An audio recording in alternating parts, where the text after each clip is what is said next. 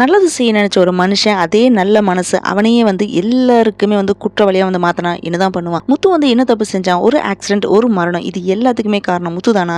இல்ல உண்மை இன்னும் பயங்கரமா இருக்கா? நல்ல மனசு இருக்கிற முத்துக்கே விதி கொடுத்த ரொம்ப பெரிய அடிதான் இது. அம்மாவை இழந்த ஒரு மகன் கண்ணீரோட வாசலே நிறுத்தப்பட்ட ஒரு நண்பன். இந்த வழிக்கு என்னதான் பேர் வைக்கிறது அப்படின்றது கமெண்ட் சொல்லுங்க. ஒரு மிஸ் அண்டர்ஸ்டாண்டிங், அதனால நடந்த ஒரு ஆக்சிடென்ட், அந்த விபத்தால உடைஞ்ச பல பேரோட வாழ்க்கை. நல்லது செய்ய போனா நமக்கே ஆபத்து வரும்னு இந்த எபிசோட் நிரூபிச்சிருச்சு. நீத்தோட ரெஸ்டாரண்ட் ஆள் வச்சு அடிச்சு உடைச்சது, நீத்து அட்டாக் பண்ணது முத்து தான் அப்படின்னு நினைச்சிட்டு இருக்க ரவி முத்துட்டு செமையா வாக்குவாதம் பண்றான். ஆனா அது யாருன்ற உண்மை ஃபேமிலியில் இருக்கிறவங்களுக்கு தெரிஞ்சு போயிடுது. எந்த ஃபேமிலிக்கு தெரிஞ்சிருச்சு இந்த உண்மை? செல்வம் தான் அருண் அம்மா இறந்ததுக்கு காரணமா, இல்ல வேற யாராவது பண்ண சூழ்ச்சியா? நீத்துக்கு இந்த மாதிரி நடந்த சம்பவத்துக்கு யார் தான் காரணம் அப்படின்றத டீட்டெயில வாங்க பார்ப்போம்.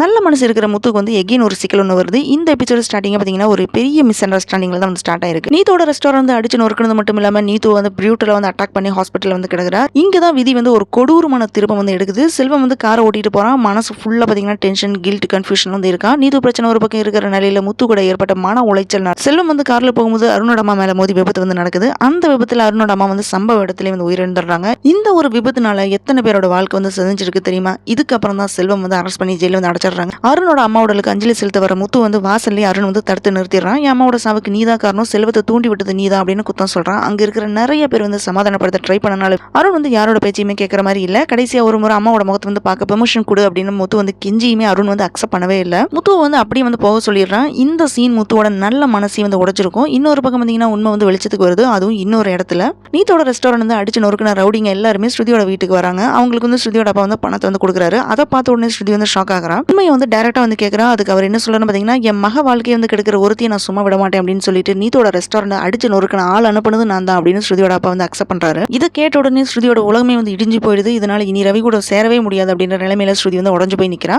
இந்த உண்மையை தெரிஞ்ச ஸ்ருதி என்ன பண்றான்னு பார்த்தீங்கன்னா, மீனாக்கு கால் பண்ணி இன்ஃபார்ம் பண்றா. மீனா அது வீட்டில் இருக்கிற எல்லா டீமையும் சொல்லிடுறா. அப்பதான் செல்வத்தோட வைஃப் முத்துவை மீட் பண்ணி எப்படியாவது என் ஹஸ்பண்ட் ஜாமீன்ல இருந்து வெளியே கொண்டுட்டு வர ஹெல்ப் பண்ணுங்க அப்படின்னு கெஞ்சுறாங்க. அருண் என்னதான் கோவத்தில் இருக்கான் அப்படின்னு தெரிஞ்சாலுமே மனிதாபிமானத்தால முத்து ஹெல்ப் பண்ண அக்செப்ட் பண்ணிடுறான். தப்பு செய்யாதவங்களை நான் கைவிடவே மாட்டேன் அப்படின்ட்டு முத்து வக்கீல மீட் பண்ண போறான். நல்லது செய்ய போன இடத்துல இன்னும் பெரிய சிக்கல் அவனுக்கு காத்திருக்குது. இதுக்கிடையில நீத்து அட்டாக் பண்ணது ஸ்ருதியோட அப்பா தான் காரணம் அப்படின்னு தெரிஞ்சு ரவி டைரக்டா அவர்கிட்ட சண்டைக்கு போறான். வேற யாராவது இது செஞ்சிருந்தா நான் வேற மாதிரி டீல் பண்ணிருப்பேன், ஸ்ருதியோட பண்றதுனால தான் நிதானமா பேசுறேன் அப்படின்னு சொல்றான். நீத்தோட ஹாஸ்பிட்டல் செலவுக்கு 4 லட்சம், ரெஸ்டாரண்ட் டேமேஜ் பண்ணதுக்கு 5 லட்சம் சேர்த்து மொத்தமா 9 லட்சம் கொடுக்கணும் அப்படின்னு ரவி கண்டிஷனா சொல்றான். இந்த பணத்தை கொடுத்தாதான் இந்த பிரச்சனை முடியும். இப்படிதான் இன்னைக்கு எபிசோட் முடிஞ்சிருக்கு. நல்லது செய்ய நினைச்ச முத்து இப்ப எல்லாருக்குமே வில்லன் மாதிரி தெரியணும். உண்மை என்னதான் வெளிச்சத்துக்கு வந்தாலுமே அதோட பாதிப்பு இன்னும் ஆறவே இல்லை. அடுத்த எபிசோட்ல அருணோட கோவம் குறையுமா? முத்து இந்த சிக்கல இருந்து தப்புவானா? ஸ்ருதியோட வாழ்க்கை நீ என்ன ஆகும் அப்படின்றது எல்லாமே இனி வர எபிசோட்ல நமக்கு தெரிய வரும். நல்ல மனசு இருந்தா மட்டும் போதாது, சூழ்நிலையும் நம்ம பக்கம் இருக்கணும். இதுதான் இன்னைக்கு எபிசோட பெரிய பாடமா இருக்குது. எல்லாருக்குமே குற்றவாளியா மாறின முத்து, ஆனா உண்மை தெரிஞ்சதுக்கு அப்புறமா முத்துக்கு நிம்மதி